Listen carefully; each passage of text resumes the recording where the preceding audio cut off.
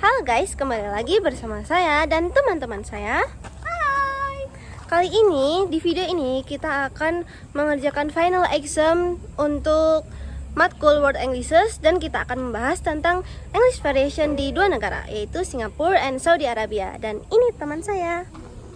Halo, perkenalkan nama saya Resti Widiasari dengan NIM 2200026207. Nama saya Sabrina Nur Amalia dengan NIM 2200026202. Dan saya Dia Aura Presista Komaria dengan NIM 2200026208. Terakhir saya sendiri, Anissa Sabrina Zikri dengan NIM 2200026220. So, without any further ado, let's get started. Halo semuanya, jadi di materi yang pertama ini kita akan membahas tentang Singaporean English atau biasa disingkat Singlish. Nah, Singlish itu merupakan variasi bahasa yang ada di Singapura, teman-teman. Nah, bahasa ini tuh tercipta dari campuran bahasa Inggris dan juga unsur bahasa lokal mereka, yaitu ada Melayu, Mandarin, Tamil, dan juga dialek Tionghoa seperti Hokkien, Teochew, dan juga Cantonese. Nah, Singlish itu adalah bahasa sehari-hari yang digunakan oleh masyarakat Singapura untuk ngobrol santai nih. Nah, meskipun begitu, cuma sebagian kecil aja yang anggap kalau Singlish ini merupakan bahasa utama mereka. Menurut survei di tahun 2018, 50% orang Singapura itu bisa ngomong Singlish dengan lancar loh, teman-teman. Dan juga ada 8% orang yang memilih Singlish sebagai bahasa utama mereka.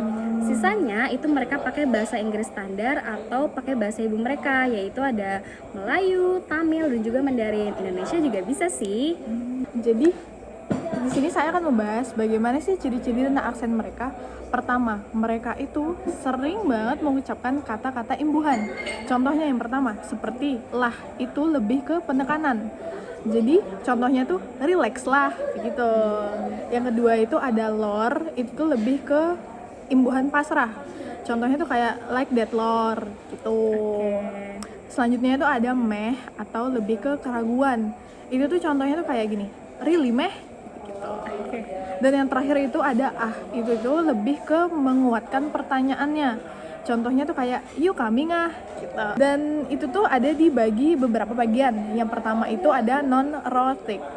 Itu lebih ke huruf R-nya di akhir kata itu jarang diucapkan atau R-nya samar-samar. Contoh katanya itu seperti car. Car itu kan mobil. Contoh kalau biasa kan di Inggris tuh dibacanya car, kalau di Singlish dibaca jadi kah. Dan contoh selanjutnya tuh teacher. Teacher itu biasanya dibaca jadi teacher gitu.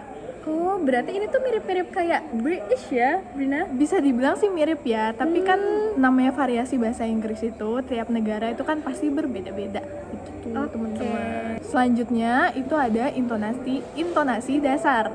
Cara bicaranya itu cenderung monoton atau tidak naik turun seperti aksen lain. Contohnya you coming lah, can lah, no problem lah, gitu. Selanjutnya itu ada pengucapan cepat. Kata-kata sering diucapkan dengan cepat dan terkadang beberapa bunyi itu hilang. Biasanya kan di bahasa Inggris yang benar itu I don't know, tapi di Singlish itu biasanya disebut do know lah, gitu. Dan yang terakhir, Singlish itu merupakan pengaruh dari bahasa lokal. Aksen terpengaruh bahasanya seperti Mandarin ataupun Melayu. Jadi begitu, teman-teman. Ya, sekian penjelasan kita tentang Singaporean English. Bye-bye.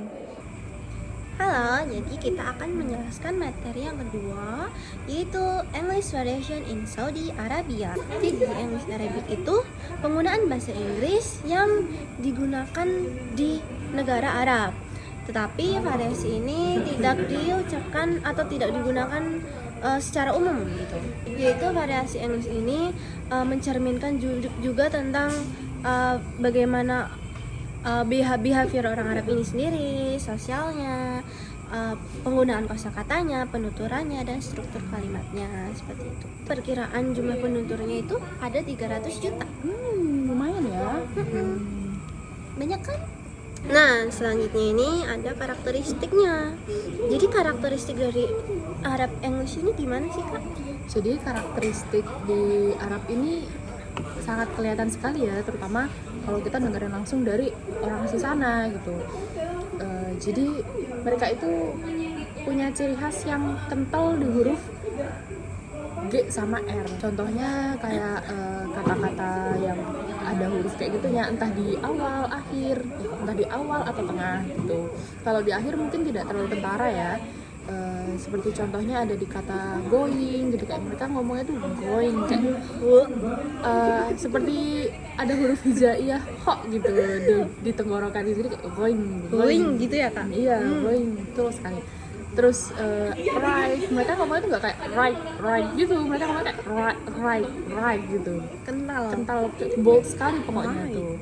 Mereka itu sering banget mencampurkan bahasa asli mereka dengan bahasa Inggris, terutama di dalam kalimat ya. Seperti contohnya I will go to the souk.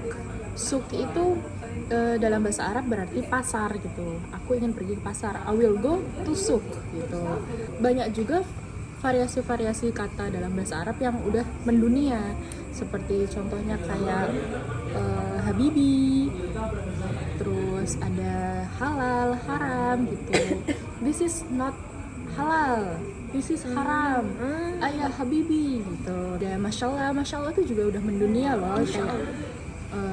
Masya Allah, you're so beautiful habibi gitu. Yala itu juga udah mendunia ya, udah cukup mendunia. Kayak kita sering banget mendengarnya yala, yaitu yang berarti come or quick gitu. Lebih spesifik ke quick, cuma bisa dipakai gitu kayak yala habibi, yala gitu. Sekian itu dari kita materi variasi Inggris Arab. Jadi kita sudah sampai pembahasan materi terakhir nih teman-teman. Jadi gimana menurut kalian? Iya, bener banget. Jadi di sini tuh kita akan membahas tentang gimana sih opini kalian tentang bahasa Inggris di masa depan nih. Dari Sabina dulu Mungkin gimana? saya dulu ya. Masa depan dalam bahasa Inggris secara umum itu akan dipengaruhi oleh beberapa faktor tentunya. Yang pertama itu ada globalisasi dan teknologi. Bahasa Inggris itu kemungkinan akan terus mendominasi komunikasi global seperti bisnis dan internet. Seiring kemajuan teknologi, bentuk komunikasi digital baru seperti media sosial, AI, dan dunia virtual akan semakin memperkuat posisi bahasa Inggris dalam interaksi global.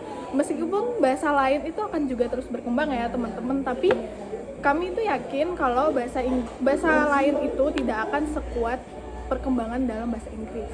Siapa tahu nanti beberapa tahun kemudian bahasa Inggris menjadi second language, kan kita tidak pernah tahu ya teman-teman. Bahkan sudah banyak negara yang memiliki second language-nya Inggris itu Iya, sendiri ya. benar banget. Terus tuh menurut saya tuh English variation itu akan berevolusi. Misal kayak slang atau kosakata baru, bahkan jargon baru itu pasti akan terus bermunculan gitu. Kalau dari Aura ini gimana? Kalau ngelihat dari opini kalian sih, terutama opini Sabina ya, mungkin grammar tuh udah nggak dibutuhin lagi sih. Udah grammar itu udah fleksibel itu di masa mendatang. Kayak apalagi di variasi bahasa Inggris tuh kita ngomong komunikasi itu tuh udah pergabungan antara bahasa negara asli dengan bahasa Inggris. Jadi kayak menurut saya grammar udah nggak sekaku dan sebaku seperti yang diajarin di sekolah-sekolah sih. Nah, kalau dari aku ya teman-teman, dari saya tuh tadi kan kalian bahas tentang orang gitu ya. Tapi menurut saya tuh nanti di masa depan pasti bahasa Inggris sudah digantikan sama AI. Wah iya itu bener banget tuh. Itu jadi topik hangat sekarang ya. Bener. Apalagi pasti ya kemungkinan nanti di masa depan pasti siapa tahu nanti guru berubah jadi AI atau mungkin bahkan kita komunikasi juga bisa pakai AI kan. Zaman sekarang aja guru-guru udah pakai AI, apalagi Bener Iya, banget. betul. Paling ya nanti di masa depan pasti bahasa Inggris udah didominasi banget sih sama AI kalau menurut saya gitu. Jadi menurut kami kesimpulannya adalah bahasa Inggris kemungkinan besar akan tetap menjadi lingua franca global, tetapi akan terus beradaptasi dengan pengaruh dari bahasa, budaya, dan teknologi lainnya. Sifat yang terus berkembang ini mungkin akan menghasilkan bentuk bahasa Inggris yang lebih beragam, fleksibel di masa depan. Baik, mungkin sekian dari penjelasan kita semua. Mungkin hanya itu yang dapat kita sampaikan. Mohon maaf jika banyak kesalahan dalam penuturan. Ya, terima kasih. Dadah, see you guys.